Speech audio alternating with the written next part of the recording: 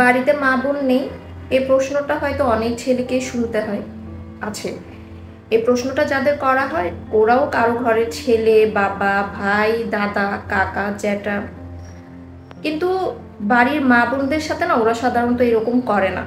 তাই ওদের বাড়ির মেয়েরা জানে না এই প্রশ্নটা তাদের বাড়ির ছেলেদেরও করা হয়।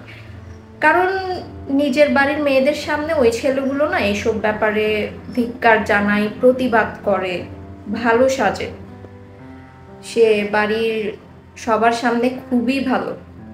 তাহলে প্রশ্নটা হলো, মেয়েরা বুঝবে কি করে যে সব পুরুষ সমান নয়?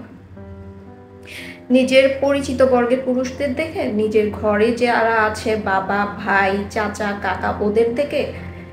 কিন্তু সে পুরুষেরা না একটা ভিড় বাসে নিজের সামনে দাঁড়িয়ে থাকা মহিলার সাথে কি করতে পারে সে মেয়েটা জানে না।